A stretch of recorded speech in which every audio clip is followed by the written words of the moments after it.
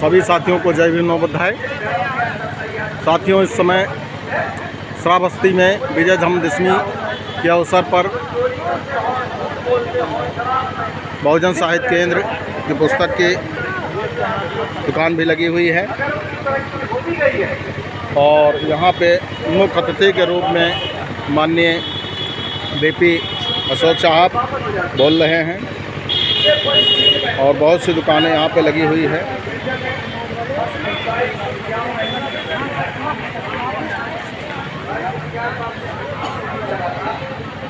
पालन करने के लिए ये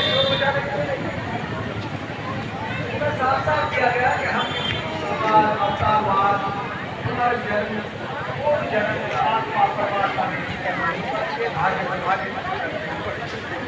लेकिन हमने इसको नापला करके हमने लगातार अगर हमारा समाज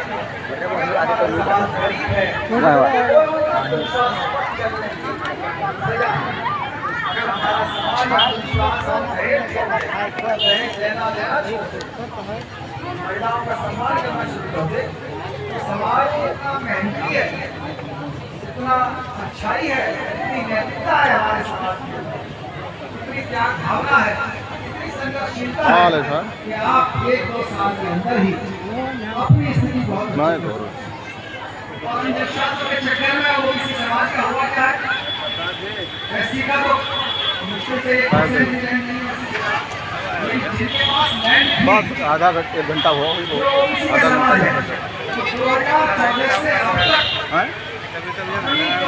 लगा है वहाँ हाँ पर भाग ले फिर आप झेल पाए क्या तो कमरा नहीं उनकी तिजोरियों में पैसा चला गया। आप ये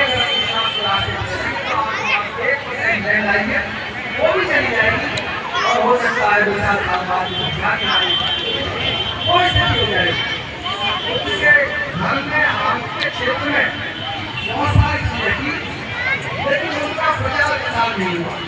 भगवान बुद्ध ने बताया कि देखिए बिना उत्पादन किए कोई खा नहीं सकता, आपको एम्प्लॉयमेंट करना होगा और जो पालन नहीं करता, जो नौकरी नहीं करता, पैसा नहीं खाता, वो पैसे नहीं खाता है, जैसे आपका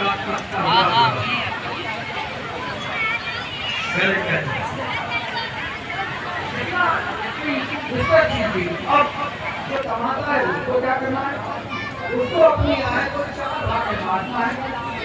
एक भाग यानी 25% से अपने परिवार को पालना है, 2 भाग को अपने काम धंधे में लगाना है। नहीं सही आज अगर 1000 रुपये सर्विस सबको ठीक करे के बाद 25% उसे अपने जो आपातकाल है इससे बड़ी फाइनेंशियल लिटरेसी मैनेजमेंट में यूनिवर्सिटी ऑफ लंदन में बुलाया गया था 2 साल पहले।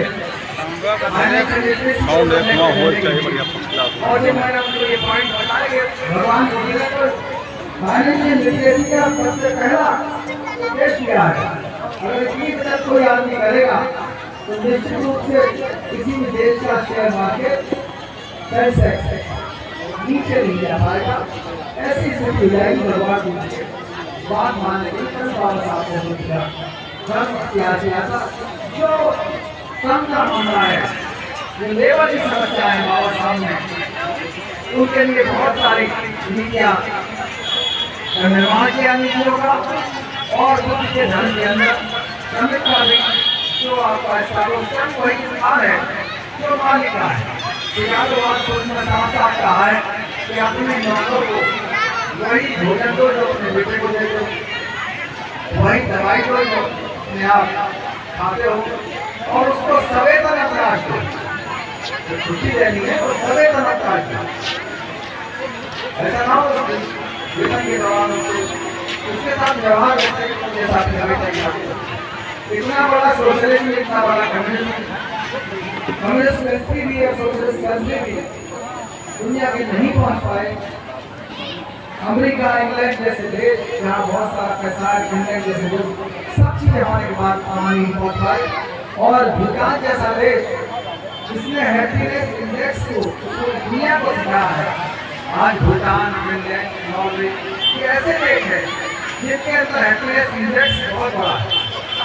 और ये हैप्पीनेस इंडेक्स आता कहाँ से? साइंटिफिक फैक्ट है। जो दान पारगता है, जो देने की स्थिति है, फैमिली और डिसाइड, चाहे दान आप 10 रुपये का दें या 10 करोड़ का दें, आपके जो बॉडी के हार्मोन्स हैं, हैप्पी हार्मोन्स, वो रिलीज होते हैं और आप खुश होते हैं। और उससे निश्चित रूप से बुद्ध ने इसको बहुत पहले पकड़ा था। आज साइंटिस्ट ऊपर चल रहे हैं। यही विपश्यना जैसी चीज बुद्ध ने बहुत पहले सिखाई थी। और आज विपश्यना के रास्ते में अपने देश के अंदर शांति की बातें कर रहे हैं, को शांत कर रहे हैं, पीड़ा को शांत कर रहे हैं। बीमारियां होने से रोग हैं, लाभ पा रहे हैं। ऐसा लाभ उनको हो रहा है जो हमारे देश के समाज के अंदर माइनॉरिटी की स्थिति है। उसके लिए सम्राट अशोक ने बहुत पहले वो श्रमण संस्कृति को भले ही अपनाया, संस्कृति को अपनाया, लेकिन उन्होंने जब दान देना था तो वो दान सबको दिया, अजीत को दिया, ब्राह्मण को दिया, को दिया, जो हमारे बैठ में सभी तरह से। ऐसा एक संस्कृति, ऐसा धर्म जो सबका ध्यान रखे और कि आओ और देखो, यही पशु और कोई गुलाम नहीं है। दलाई लामा ने कहा है कि अगर बहुत धर्म के सिद्धांत में साइंस से लेने जाते हैं तो हम धर्म में परिवर्तन कर रहे हैं। ये बुद्ध ने मध्यम मार्ग दिया है। जो लोग बुद्ध के धर्म को बदनाम करते हैं कि बुद्ध के धर्म के अहिंसा ने देश को से दूर कर दिया, ऐसा नहीं। बुद्ध ने कभी सेना करने की लड़ाई, सम्राट अशोक ने कभी सेना करने की जो षड्यंत्र किया गया, षड्यंत्र जो किसी के साथ किया सकता है, आदमी षड्यंत्र बुद्ध ने युद्ध के लिए मना किया है। लेकिन बाबा साहब ने स्पष्ट कर दिया जब नीड टू किल है, मारना मना है, लेकिन जब आवश्यकता हो जाए तो मारना मना है। चाहे मारने की बात हो, चाहे वो आक्रामक मारने की बात हो, हमने साफ साफ कहा बुद्ध ने दुष्ट को सजा दिया। जो लोग कहते हैं कि क्षमा का यहाँ पर क्षमाशीलता वो जैन धर्म के अंदर थी, यहाँ जीव और हिंदुओं का सिद्धांत जरूर है, लेकिन जीवन का जो संरक्षण है वो करना है। ऐसा नहीं करना कि जीवन को खत्म करने वाले को आप पूरी छूट दे, ऐसा भी भटका मध्यकाल कहीं भी मार्गदर्शन नहीं करता है। बैठो नहीं, वीडियो बना बैठो नहीं जा तो अलग बात है भाई, आराम जो उनको करनी पड़ी थी, क्योंकि इस देश के जो के लोग हैं, ब्राह्मण लोग, उन लोगों ने अशोक के खिलाफ षड्यंत्र करना शुरू कर दिया था और बंगाल की खाड़ी से बहुत बड़ा खतरा का सामना देते। इसलिए कलिंग को अपने अंजारी कलिंग को वही राज परिवार में सौंप दिया था अपना जो राजपाट को चलाने के लिए। तो उसमें अशोक का जो योगदान है इस देश की बहुत धर्म के इतिहास में बहुत बड़ी बात है। और समाधान की बातें ज़्यादा करता हूँ। हमारे लोग खासतौर से इस बात का ध्यान रखें, जो लोग पढ़ गए हैं वो अपने अपने गांव में अपने रिश्तेदार अपने मित्रों के साथ मिलकर के जब भी बात कुछ बातों पर अवश्य ध्यान दें। अपने गांव से अपने आसपास से जो ऐसे उद्योग धंधे करें जिनमें सम्मान नहीं मिलता उनको छुआ, जो अपमान उनसे कम मेहनत के काम बहुत ज़्यादा है, जिनमें सम्मान ज़्यादा है, सम्मान बन जाइए। आपकी संविधान आपकी मदद करेगा, जो कानून बने हुए हैं DNS के वो भी आपकी मदद करते हैं, निश्चित रूप से संविधान के अनुसार ही बने और आपको मजबूर नहीं कर सकता। 5 दिन में 1 स्वच्छता में डूब जाता है। तो ऐसा कोई काम नहीं ऐसा कोई भी काम करने जिससे सम्मान कम हो और आपका जीवन आपका खत्म हो जाए, ऐसा भी समझ लीजिए। जन्म से लेकर मरते तक अंधविश्वास को, उसके अलावा दूसरा कोई रास्ता नहीं है। शिक्षा के क्षेत्र में जाइए और ये मान लीजिए, पहली कसम तो ये खाइए कि आपने भले कोई शिक्षा दी हो भाषा की, 100% आपके बच्चे अंग्रेजी शिक्षा पढ़ेंगे।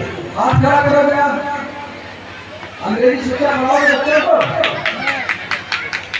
जो अंग्रेजी शिक्षा नहीं पढ़ा वो 33% मरे हुए आदमी समान है।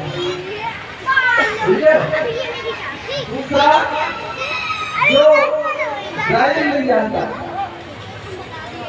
ड्राइविंग सिखाइए लड़कों को भी लड़कियों को भी, अंग्रेजी सिखाइए लड़कों को भी लड़कियों को भी। और जो बुजुर्ग हैं वो सीखते रहे, ट्यूशन पढ़ते रहिए। मेरे पिताजी को बारिश मार गई थी, कोई मैरिज हो गया था और उन्होंने 7 साल के बाद LLB की, जो कि पूरे को 80 साल उनके हाथ पैर बेकार हो गए थे, लेकिन उन्होंने उनके हाथ से लिखना सीखा और किताब ली। ऐसे ऐसे लोग आपके आइकॉन्स हैं। तो निश्चित रूप से पढ़ाई लिखाई की कोई उम्र नहीं होती, पढ़ते रहिए।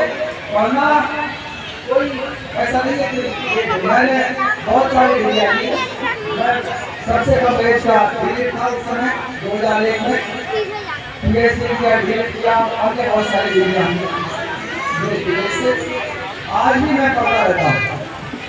कोई ना कोई किताब लिखता रहता हूँ, बहुत सारी किताबें लिखी, इंग्लैंड, अमेरिका, स्विट्जरलैंड, फ्रांस, बहुत जगह जा करके लेक्चर किए।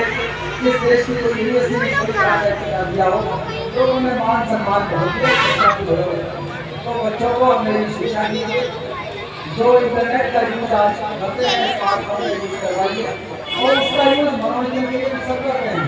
उससे बनाई के लिए वो 1 घंटे कर दीजिए, लेकिन अपने व्यवसाय को अच्छा करने के लिए, तरक्की करने के लिए भी उसका यूज कीजिए। यूट्यूब में बहुत सारी आजकल आर्टिफिशियल इंटेलिजेंस का एजुकेशन है, उसमें हर सवाल का जवाब आपको अच्छा जवाब मिलेगा। वो जवाब देने के लिए आपको किसी मंदिर में नहीं जाना पड़ेगा, किसी पूजा में नहीं जाना पड़ेगा। वो जवाब